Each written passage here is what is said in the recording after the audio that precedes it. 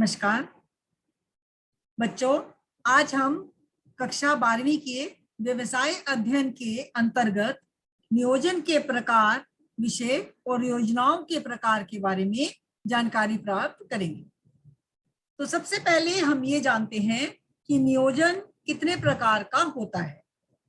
योजनाएं जो हम बनाते हैं, उनका कार्य रूप तैयार करते हैं, उनको अमल में लाते हैं, वो असल में किन उद्देश्यों की प्राप्ति करना चाहती हैं, उनसे हमें क्या प्राप्त होने वाला है, योजनाओं को क्रियान्वित करने में किस प्रकार की विधि को प्रयोग में लाया जाएगा, इन सभी आधारों पर योजनाओं को विभिन्न प्रकार से वर्गीकृत किया जा सकता है। अर्थात हम कह सकते हैं कि योजनाओं को कई प्रकार की श्रेणियों में विभाजित किया जा सकता है, बांटा जा सकता है। ये उद्देश्य व्यूह रचना करना, कार्य विधि निर्धारित करना, योजना को क्रियान्वित करने की पद्धति के बारे में जानना, नियम बनाना, कार्यक्रम बनाना, उसका बजट, ये सब इसके अंतर्गत आते हैं। तो अब हम देखेंगे योजनाओं के प्रकार के बारे में। तो योजनाएं बच्चों दो प्रकार की होती हैं, एकल प्रयोग और स्थायी योजनाएं। व्यवसाय के चलाने के लिए कोई भी निर्णय लेना या किसी योजना को शुरू करने से पहले संगठन को एक योजना बनानी पड़ती है। योजना की रूपरेखा बनाकर उस पर कार्य करना होता है। तो योजनाओं को प्रयोग और नियोजन की अवधि को लंबाई के आधार पर कई प्रकार की श्रेणियों में विभक्त कर सकते हैं, बांट सकते हैं। कुछ योजनाएं इस प्रकार की भी हो सकती हैं जो शॉर्ट टर्म होती हैं, अर्थात अल्पकालिक होती हैं, थोड़े समय के लिए होती हैं और प्रचालन लक्ष्यों को प्राप्त करने में सहायक सिद्ध होती हैं। इन योजनाओं को एकल प्रयोग योजनाएं या स्थायी योजनाओं में बांटा जा सकता है। अब हम जानते हैं एकल प्रयोग योजना के बारे में। एकल प्रयोग योजना केवल एक बारी की घटना या परियोजना हेतु बनाई जाती है, उसका निर्माण किया जाता है, उसको डेवलप किया जाता है, उसके बारे में पूरी जानकारी प्रस्तुत की जाती है। ऐसी क्रियाविधि भविष्य में दोहराई नहीं जा सकती, अर्थात ये अनावृत्त परिस्थितियों के लिए होती है। एकल योजना जैसे कि नाम से ही सिद्ध हो रहा है, नाम से ही साबित होता है कि एक बार प्रयोग होने वाली योजना को एकल योजना कहते हैं। इस योजना की अवधि हमारी परियोजना के प्रकार पर निर्भर करती है। इनका विस्तार एक सप्ताह भी हो सकता है, एक महीना भी हो सकता है, कभी कभी 2 महीने, 3 महीने, ये छोटे पीरियड के लिए होती हैं, अर्थात थोड़े समय के लिए होती है। इनको शॉर्ट टर्म योजना भी कह सकते हैं। कभी कभी ऐसा भी होता है कि एक ही परियोजना केवल एक ही दिन की हो, तो ये तो सबसे अल्पकालिक योजना मानी जाएगी। जैसे उदाहरण के तौर पर हम देखते हैं किसी घटना या संगोष्ठी या कोई सम्मेलन आयोजित करना, कोई सभा आयोजित करना, तो सभा या कार्यक्रम तो एक ही दिन में पूर्ण हो जाते हैं, तो वो एकल योजना के अंतर्गत ही आती हैं। इन योजनाओं में बजट, जो आप संसद सत्र में जो बजट अधिवेशन चलता है, वो भी एक कालिक, एक दिन का होता है। अन्य प्रकार के कार्यक्रम, परियोजनाएं, ये सब एकल योजना में आती हैं। इनमें कई तरह की डिटेल्स, कई तरह के विवरण, कई प्रकार के ब्यौरे, उन कर्मचारियों के नाम जो कि कार्य करने हेतु उत्तरदायी हैं, जो रिस्पॉन्सिबल ऑफिसर्स हैं, उनको एकल प्रयोग योजना में जो कंट्रीब्यूशन देना है, उनके हिस्से का जो काम होता है, जो श्रमदान है, वो सब चीजें सम्मिलित होती हैं। जिस प्रकार से निर्माण कार्यों में व्यवहार करने हेतु एक नया विभाग खोलने के लिए आवश्यक कार्य विधियों को शामिल करना आता है, सम्मिलित किया जाता है। परियोजनाएं कार्यक्रमों जैसे ही होती हैं, परंतु इनके क्षेत्र और जटिलता में अंतर विद्यमान होता है। कोई भी परियोजना एक जैसी नहीं हो सकती, सभी परियोजनाएं एक दूसरे से डिफरेंट होती हैं, उनमें अंतर मौजूद होता है। एक बजट एक विशिष्ट अवधि के लिए व्यय, आगम और आय का डिटेल में विवरण देना, ब्यौरा देना होता है।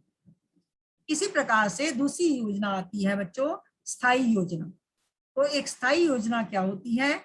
एक स्थायी योजना एक समय अवधि के दौरान नियमित रूप से घटित होने वाली क्रियाओं के लिए प्रयोग की जाती है।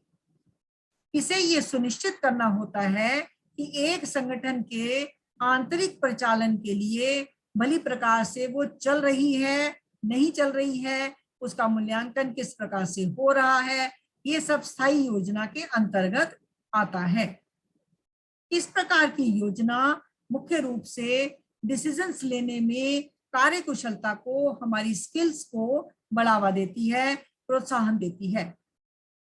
ये सामान्यता एक बार विकसित की जाती है, परंतु कभी आवश्यकता पड़ने पर समय समय पर ये संशोधित भी की जा सकती है, या हम कह सकते हैं कि इसमें समय अनुसार, परिस्थितियों के अनुसार संशोधन किया जा सकता है, संशोधन की संभावनाएं मौजूद होती हैं।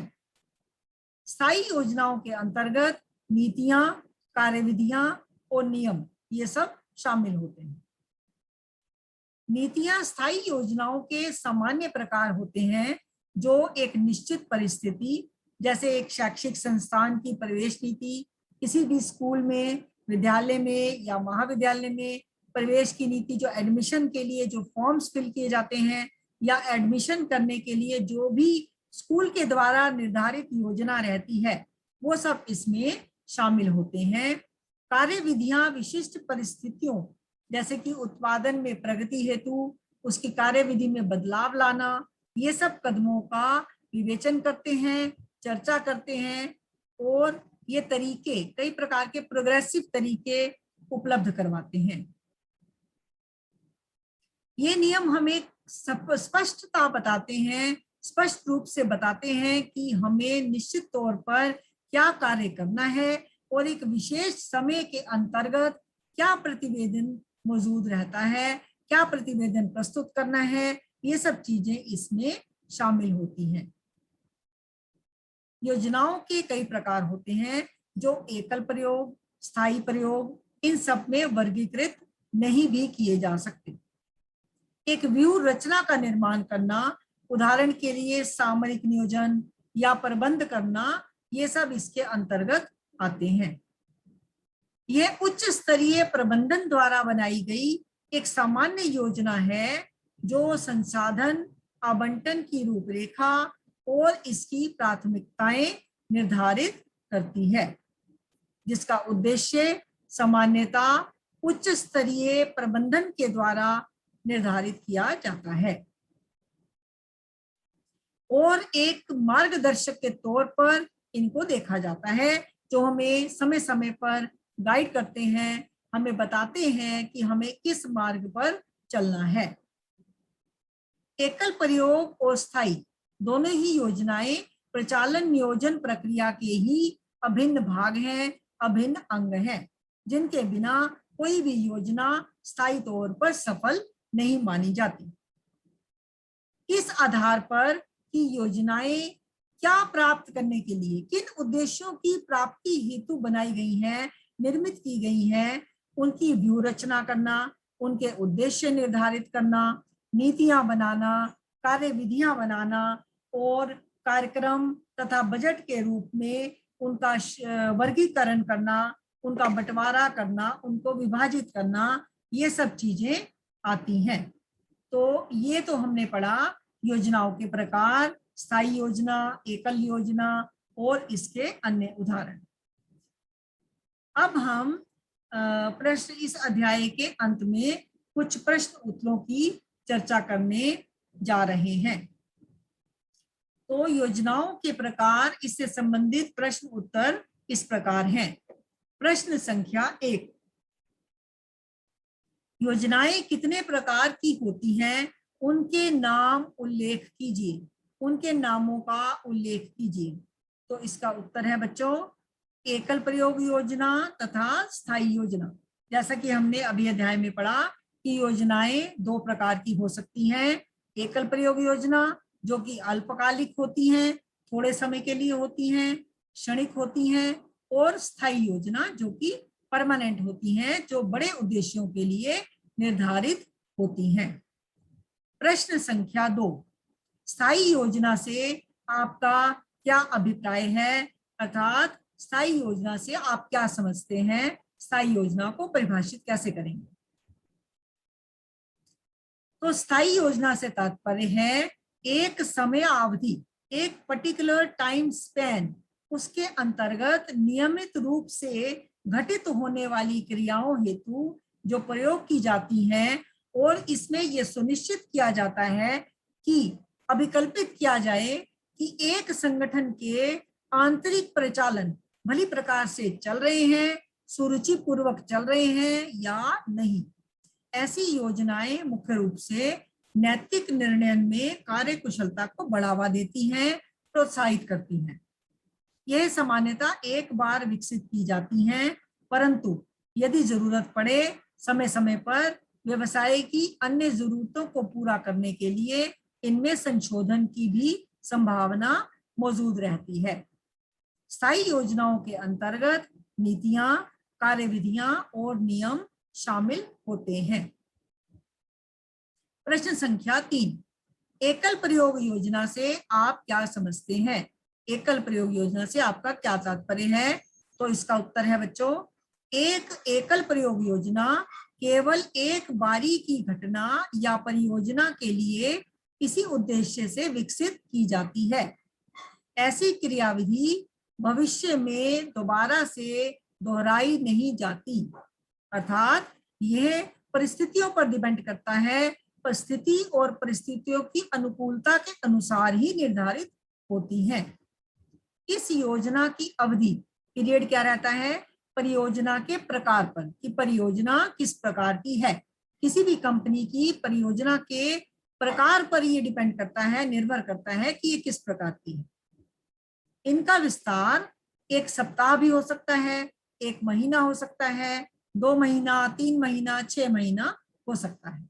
कभी कभी एक परियोजना केवल एक दिन के लिए भी होती है, एक दिवसीय परियोजना, जैसे किसी सभा का आयोजन करना, संगोष्ठी, कोई सम्मेलन, इस प्रकार के आयोजन एकल योजना के अंतर्गत आते हैं। प्रश्न संख्या 4, योजनाओं को किस आधार पर बांटा जा सकता है, वर्गीकृत किया जा सकता है। तो इसका उत्तर है बच्चों, योजनाएं क्या प्राप्त करने के लिए, योजनाएं किस उद्देश्य की प्राप्ति हेतु बनाई गई हैं, उन योजनाओं का उद्देश्य, उनकी व्यूह रचना, नीति, उनकी कार्यविधि, कार्य करने का तरीका और नियम, कार्यक्रम और उनका बजट, इन सब चीजों के आधार पर इनको वर्गीकृत किया जाता है, इन विभिन्न भिन्न श्रेणियों में बांटा जा सकता है। आज के अध्याय में हमने इतना पढ़ा, बाकी पढ़ेंगे हम अपने अगले अध्याय में। धन्यवाद।